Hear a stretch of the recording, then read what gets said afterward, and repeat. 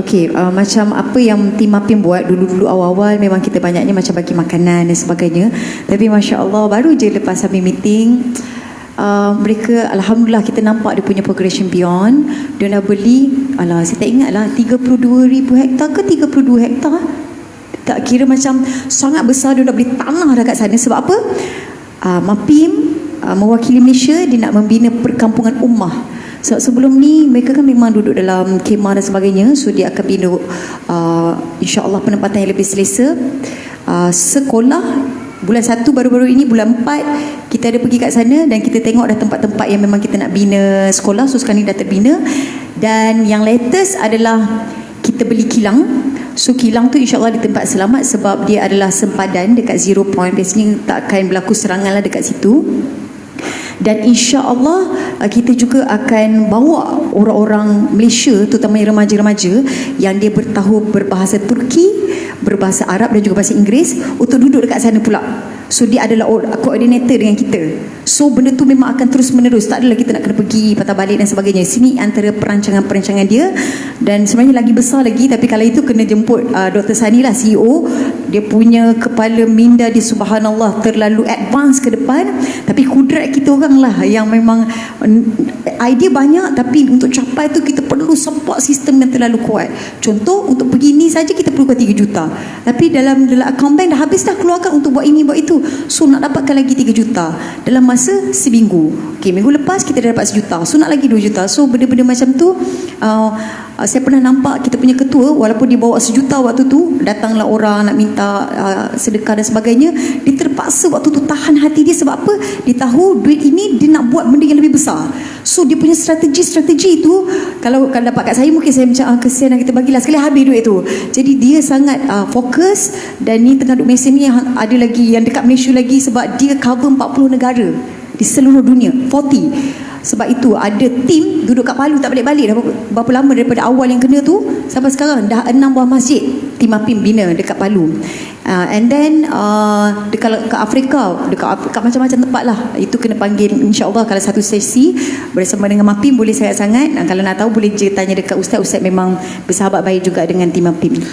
Jadi Alhamdulillah, dan kita doakan mudah-mudahan perjalanan Eliza besok Allah Ta'ala mudahkan, Allah selamatkan, dan Allah Ta'ala kurniakan keikhlasan kepada hati mereka yang pergi dalam misi tersebut. Dan mudah-mudahan kita juga termasuk di kalangan mereka yang dapat dinilai oleh Allah SWT sebagai mereka yang membantu rakyat Syria. Dan kita boleh jawab depan Allah Ta'ala nanti dari akhirat. Mudah-mudahan ini semua adalah usaha kita bersama insya-Allah. Tuan-tuan yang dirahmati dan dikasihi oleh Allah, perjalanan itu panjang. Perjalanan yang panjang. Dia bukan perjalanan yang sehari dua. Yang dibuat oleh NGO kita, sama ada Mapim dan sebagainya, mereka membina juga hubungan sebenarnya. Dan untuk membina sebuah negara, hubungan ataupun network ni sangat-sangat penting. Kan? Jadi contohlah macam negara Syria itu sendiri, untuk dibina semula, mereka yang berada dalam tu, mereka yang aktif dan sebagainya, mereka memerlukan network yang cukup besar di kalangan negara-negara Islam. Dan apa yang dibuat oleh pihak-pihak NGO ni bila pergi, bukan mereka sekadar memberikan duit, tetapi mereka membina satu jaringan, kan, jaringan untuk menghidupkan dan membina semula negara tersebut satu hari nanti insya-Allah. Kan, sebab pemimpin akan datang dan pergi, kita tahu. Kan, Bashar tidak akan hidup selama-lamanya. Begitu jugalah pemimpin Iran ke, pemimpin Rusia ke dan sebagainya tidak akan hidup selama-lamanya. Dan begitu jugalah mereka yang berada dalam NATO dan sebagainya. Watilkal ayyamu nudawiluha bainan nas.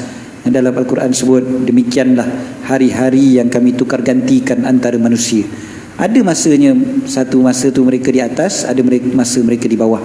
Ada masa yang rakyat Syria sekarang ini ditindas, ada masa nanti rakyat Syria akan kembali gemilang insya-Allah. Jadi biarlah, yang pentingnya biarlah kita ada sumbangan. Sebab sumbangan ini mudah-mudahan jadi saham yang berpanjangan untuk kita. Saham berpanjangan untuk kita, nanti dia dalam kubur, nanti kita masuk dalam kubur, kita sendiri yang akan rasa seronok. Sebab dah ada dah kita punya saham dekat situ yang terus berpanjangan. Sekolah-sekolahnya, contohnya kilang rotinya, masjidnya dan sebagainya, kan. Semua-semua tu setiap kali orang makan ada sumbangan kita. Setiap kali orang belajar ada sumbangan kita. Setiap kali orang semayang ada sumbangan kita. Jadi mudah-mudahan pahala tu terus panjangan pada kita. Kita kat sini je, duduk kat Gombak je, kan. Tapi mudah-mudahan pahala terus berpanjangan untuk kita, insya-Allah. Ini tujuan kita sebenarnya, dan bukan semua kita pergi pun, tak perlu pun pergi ramai-ramai pergi ke Syria, tak payah kan. Memang tak perlu pun. Dia orang bukan perlukan ramai-ramai pelancong kan, dia tak perlukan pelancong, tetapi dia memerlukan doa daripada kita, bantuan daripada kita, dan usaha kita di tempat kita masing-masing ya, di tempat kita masing-masing. Bila ditanya kepada orang Palestin, contohnya Gaza kan, bila ditanya tentang, ada orang kata saya nak angkat senjata nak berjuang kat sana. Sama juga Syria, saya jumpa dengan para ulama Syria. Tuan-tuan, saya antara yang terlibat dalam persidangan Kesatuan Ulama Syria pada tahun 2011 dan 2012, betul-betul berlaku setelah peperangan meletus. Kita buat satu persidangan di Turki, di Istanbul. Saya duduk bersama-sama dengan para ulama Syria yang beberapa orang di kalangan mereka dah meninggal dunia pun dah. Jadi bila kita berbincang dan sebagainya, memang ada orang Malaysia yang rasa semangat nak pergi berperang. Orang Malaysia kata, saya nak pergi sana, nak pergi berperang kan, saya nak angkat senjata pergi ke sana. Jawapan daripada para ulama sepakat mengatakan tak perlu, kata, tak perlu. Jangan, kata, kami tak perlukan kalian untuk datang berperang dekat sini, tak perlu, kata. Kalian berjuanglah dekat negara kalian masing-masing. Berjuang dekat negara masing-masing. Hidupkan, jadikan negara Malaysia kita ni negara yang betul-betul hebat, negara Islam yang begitu hebat. Waktu itulah baru kita boleh betul-betul dapat bantu negara Islam yang lain. Kan? Kita punya perjuangan kita di sini ni, kita perlu ingatkan. Macam mana agaknya anak muda kita yang masih lagi sibuk dengan TikTok aja, kan? Sibuk dengan itu, sibuk dengan PUBG dan sebagainya. Duk berjuang dengan PUBG je, bunuh orang kat PUBG je kerjanya. Kan? Agaknya macam mana agaknya negara kita ni nantinya akan terbina sebagai sebuah negara yang betul-betul negara Islam yang sebenar-benarnya, yang menjadi dipanggil ummatan wasata, yang menjadi saksi untuk Allah Ta'ala ke atas semua manusia. Jadi mudah-mudahan kita dapat berjuang di tempat kita, kita bantulah apa yang kita mampu untuk mereka yang di sana, insya-Allah. Cukup setakat itu untuk malam ni. Dan sebenarnya kita tak adalah kata-kata, waktu saya bincang dengan Tuan Syed untuk buat forum ni, kita tak ada bincang tajuk pun. Ingat, sembang santai aja sebenarnya. Kan? Apatah lagi bincang pasal, tak ada langsung bincang pasal nak cakap pasal Syria ke, kutip dana ke, langsung tak ada dalam kepala. Kan? Malam ni tiba-tiba baru dapat ni. Sebab besok dia nak ke Syria. Dan betul apa yang dia sebutkan tadi, jarang-jarang Heriza bercakap macam ahli politik tadi tu. Tiba-tiba malam ni dia bercakap punya semangat. Kan, biasa dia bercakap tu ada lah kejap-kejap buat lawak, kejap-kejap buat lawak kan. Kita nak geram pun tiba-tiba gelak balik kan. Tapi malam ni dia semangat, dia terlajak pula. Kan, sebab mood nak ke Syria tu dah ada, dah nampak gayanya. Mungkin sebab tu juga dia pakai hitam. Rasulullah SAW bila nak pergi perang pakai hitam.